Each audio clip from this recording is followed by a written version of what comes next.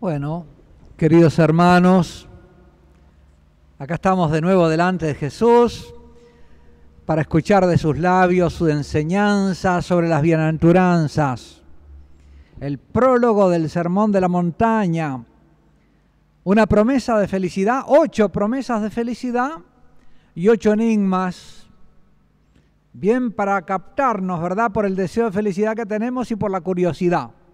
Por los dos lados nos toma el Señor. Y habíamos dicho y visto ya en estos días que llevamos meditando las bienaventuranzas que para comprenderlas hay que mirarlo a Él. ¿Quién es el pobre en el espíritu? Es Jesús. Si vemos cómo Él fue pobre, vamos a comprender lo que es la pobreza de espíritu. Si no lo miramos a Él, no vamos a entender nada. ¿De qué se trata eso de la pobreza de espíritu? Y lo mismo el manso y humilde, el manso, bienaventurados los mansos. ¿Quién es el manso y humilde de corazón? Jesús. Veíamos, bienaventurados los que obran la paz. El Papa quiere que toda la iglesia ore por la paz. En las familias, en las comunidades, en las parroquias, que oremos por la paz. Sobre todo el rosario por la paz. Vamos a ver la tercera bienaventuranza. Felices, bienaventurados los que lloran, porque ellos serán consolados por Dios. Felices los que lloran porque el Señor los consolará. El Padre los va a consolar. Vamos a ir viendo entonces primero los títulos, como de costumbre, para ver lo que contiene el tema de bienaventuranzas que yo voy a exponer. Primero, el llanto de Jesús. Porque claro, bienaventurados los que lloran, tenemos que ver de qué llanto se trata. Es el llanto de Jesús. ¿Cuándo llora Jesús y cómo y por qué llora Jesús? Segundo, los justos sufrientes, el sufrimiento de los justos. Hay un dolor propio de los justos y por lo tanto hay un llanto propio de los justos. Y es de este llanto del que nos habla la bienaventuranza, porque Jesús es el justo de los justos. Y después viene la segunda parte, el cumplimiento que se promete. Serán consolados por Dios, Dios los consolará. Y después viene como un caso particular el llanto de los discípulos y la promesa del Consolador. Yo os enviaré al Espíritu Santo, el que os va a consolar. Y acá tenemos el agente de la consolación. Bienaventurados los que lloran, porque el Espíritu Santo los va a consolar. ¡Qué maravilla! Va a venir el Espíritu Santo y te va a consolar. Si es un llanto divino, un llanto por las cosas de Dios, va a venir el Espíritu Santo. Jesús te va a preguntar, mujer, ¿por qué lloras? Como le preguntó a la Magdalena. Él mismo la vino a consolar.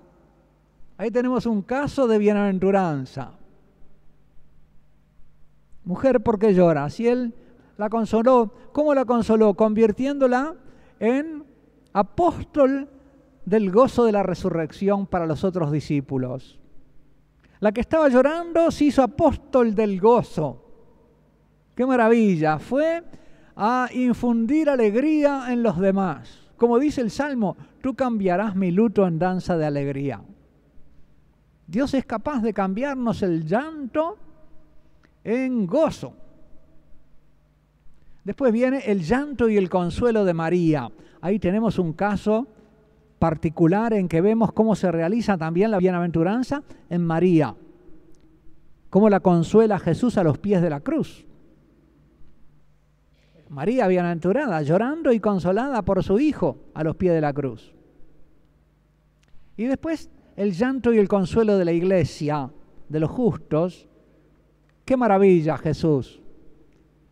Oh sí, Jesús, tú siempre, como yo les digo, cada vez Jesús habla mejor, cada vez explica mejor, cada vez se pasa nuestro Señor. Oh sí, Señor, qué maravilla, qué maestro eres, cómo nos enseñas.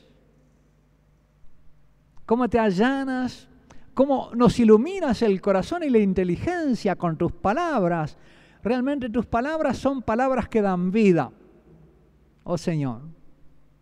Nadie jamás habló como este hombre. Sí, ciertamente nadie jamás habló como tú, ni dijo cosas tan importantes, tan consoladoras, tan iluminadoras del corazón y de la vida, y al mismo tiempo tan eficaces para cambiar el corazón. Una palabra tuya bastará para sanarme, decimos en la liturgia.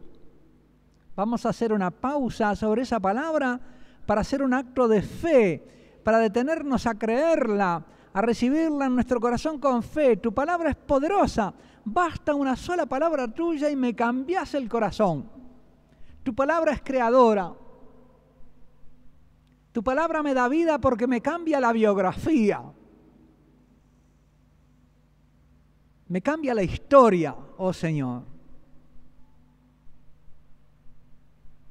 ¿Puede ser posible que tú me digas que felices son los que lloran? Esto en el mundo jamás lo había oído. Yo oigo en el mundo, felices los que no lloran y la pasan bien. Felices los que disfrutan, los que la pasan bien.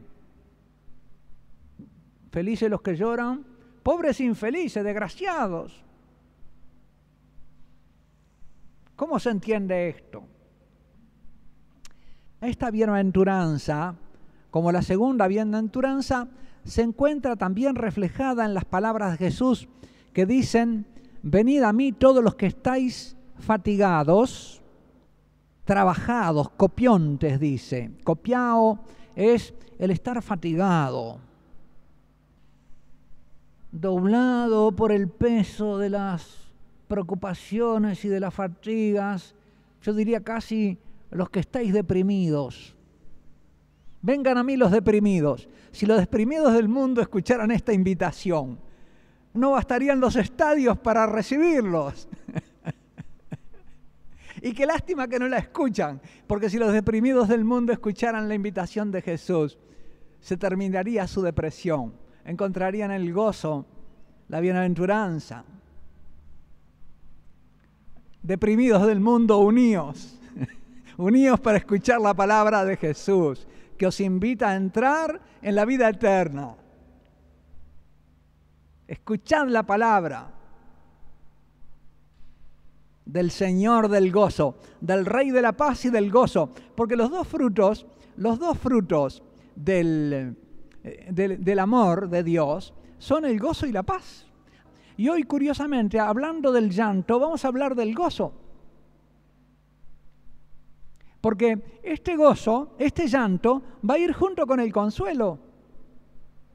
Es un llanto del alma. ¿Por qué estás triste, alma mía? Pero es una alegría del corazón y del espíritu. Y no son incompatibles este llanto del alma del creyente. Una espada de dolor atravesará tu alma, le dice Simeón a María. No atravesará tu corazón. No tu espíritu. Va a estar triste tu alma. Pero la tristeza del alma en los justos va junto con el gozo del espíritu. Sufren en el alma, pero su espíritu está gozoso porque tiene la certeza de que está en Dios. Y porque Dios lo consuela en el espíritu, a pesar de que su alma esté triste. Jesús en el huerto dice: mi alma está triste hasta la muerte.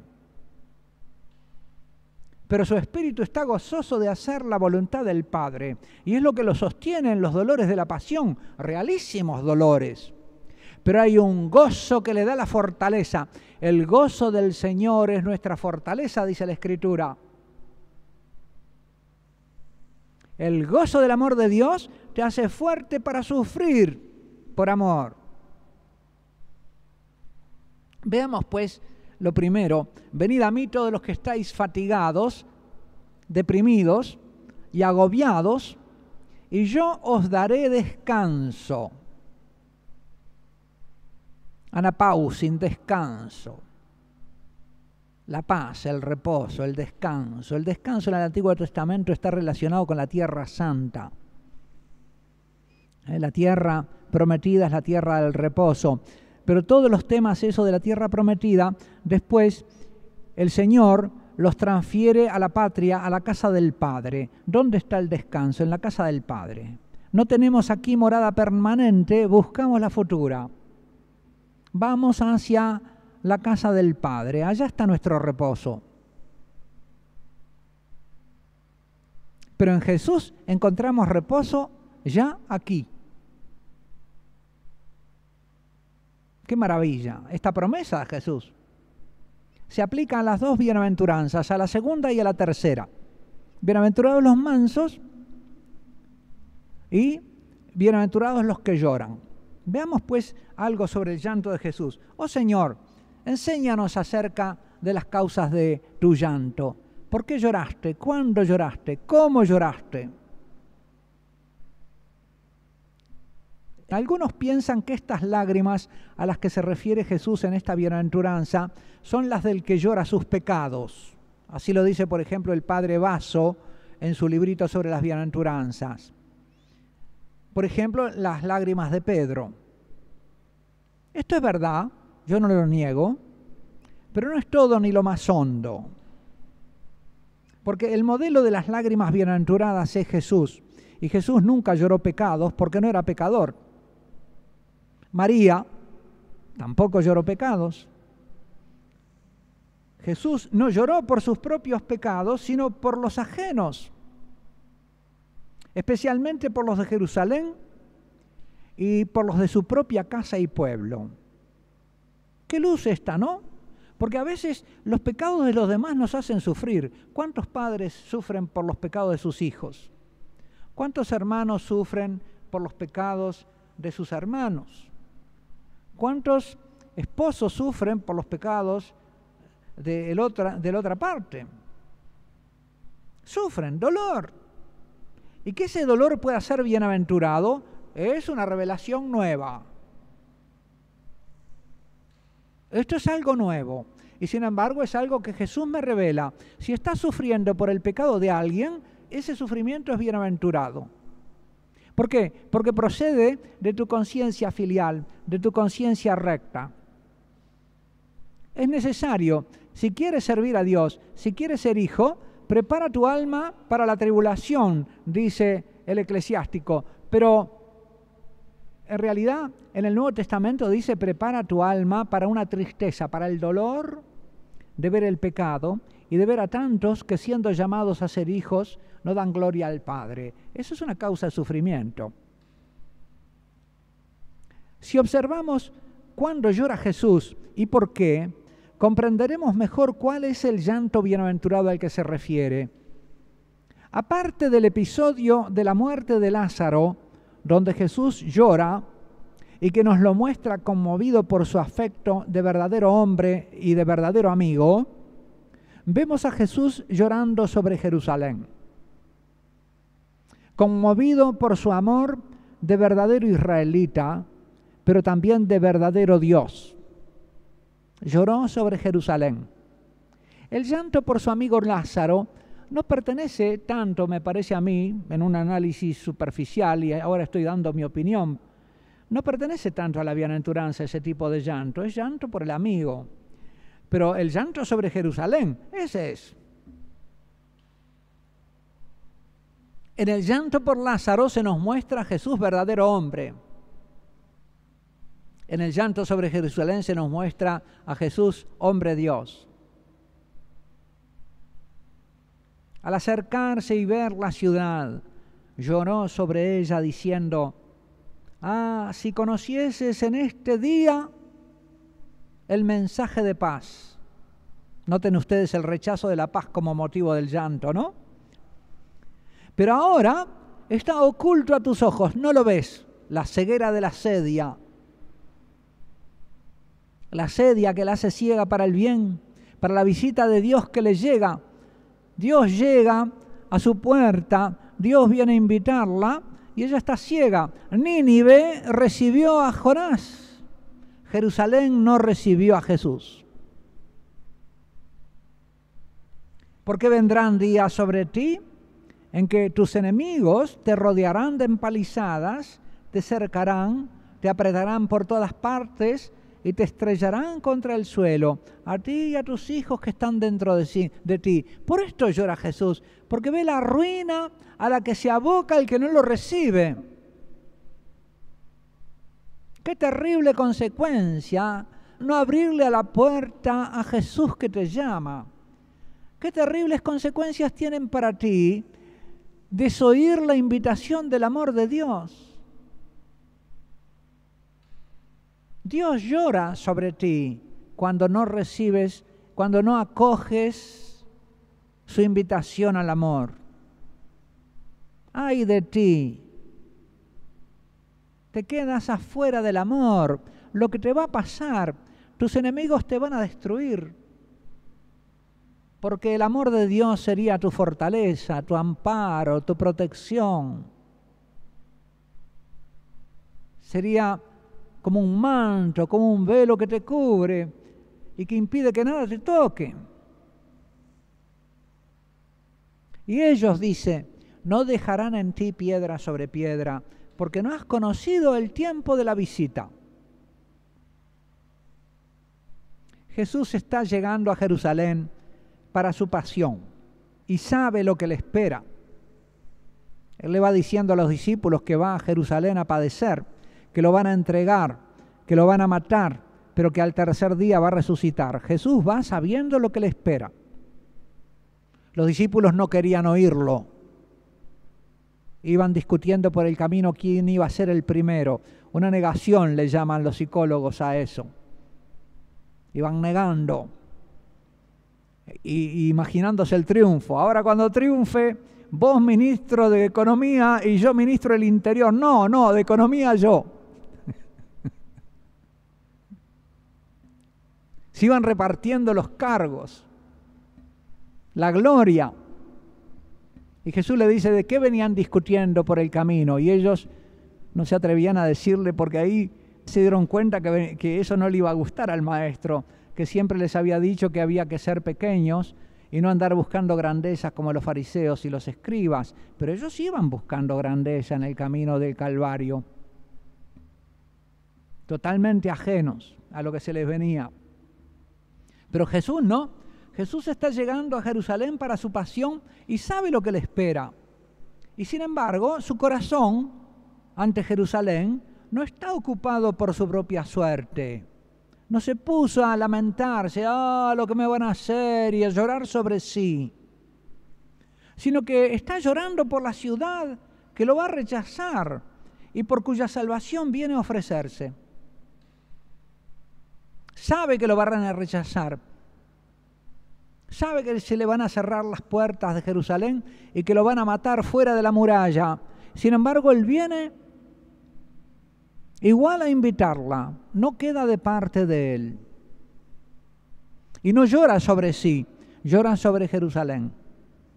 La carta a los Hebreos nos lo presenta a Jesús intercediendo, dice, con llanto y lágrimas por los pecadores. Fíjense lo que dice la carta a los Hebreos, el cual, el sumo sacerdote que tenemos, compasivo, habiendo ofrecido en los días de su vida mortal ruegos y súplicas con poderoso clamor y lágrimas.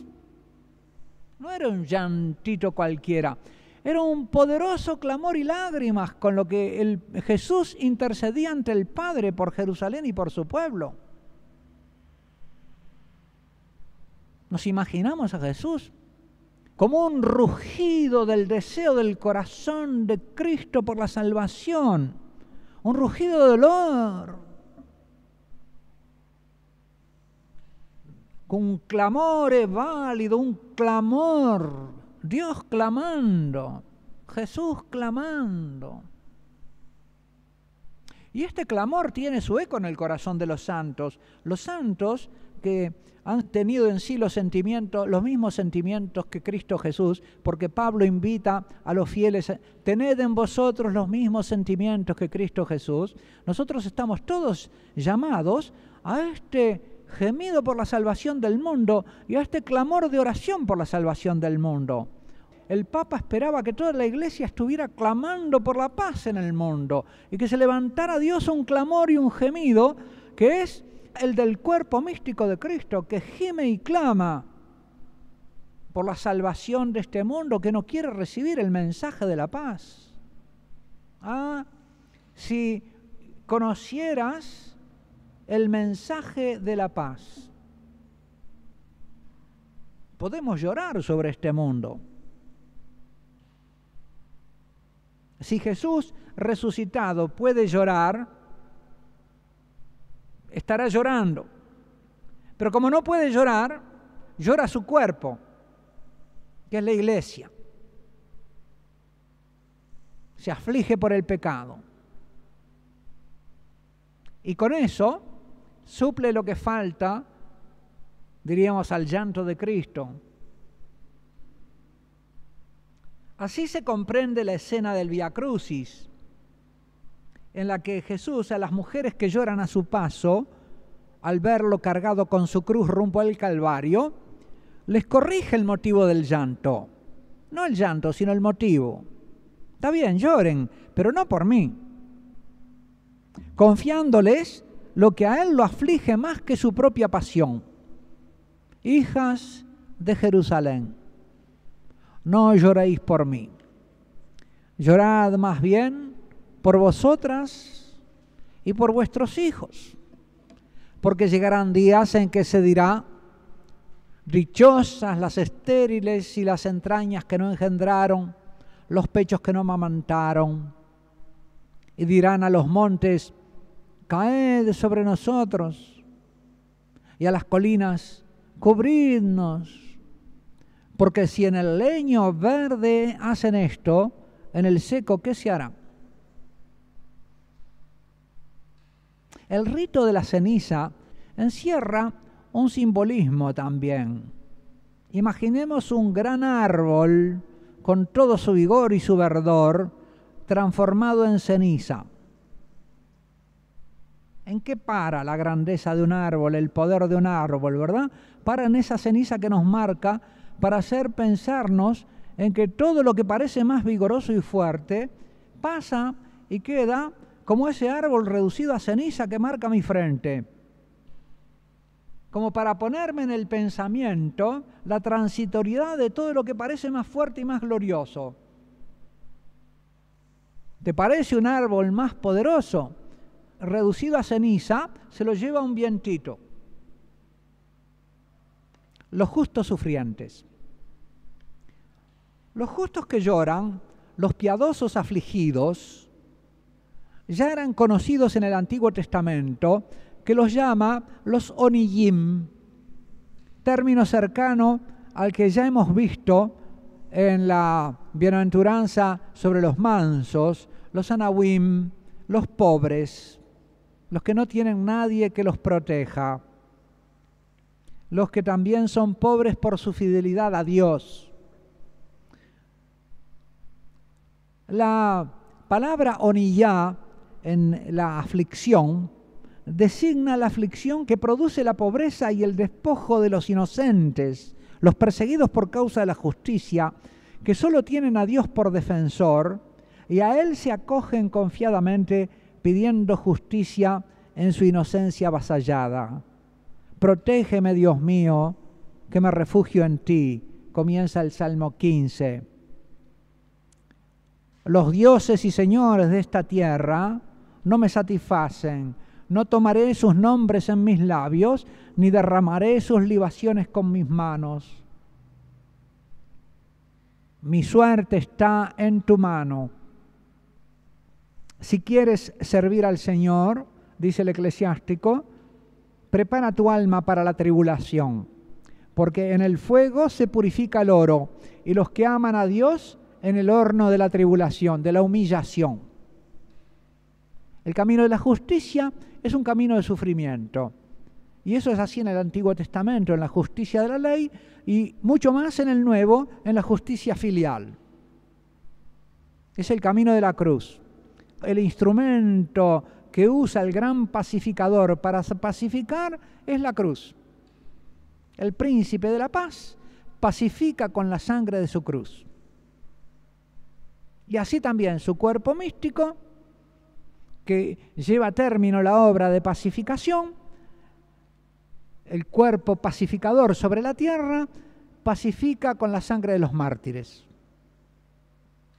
La historia de Ruth es un ejemplo de que los antepasados del Mesías fueron pobres y afligidos. Puede verse el capítulo Ungido contra Ungido en el libro Mujer, ¿por qué lloras?, donde yo explico esto de la ley de la tribulación del justo. En el Nuevo Testamento se trata primero de María y de los apóstoles, a los que la pasión va a separar de Jesús, y más tarde de los cristianos, que padecerán persecuciones hasta su venida gloriosa. Jesús nos predice: seréis odiados por todos por causa de mi nombre. Por todos, Señor. ¿Vamos a ser odiados por todos a causa de tu nombre? Por todos los que no son hijos. Odiados tiene un sentido muy amplio, ¿verdad? Abarca el odio positivo, pero abarca también la ausencia de amor. Abarca también el menosprecio, el desprecio.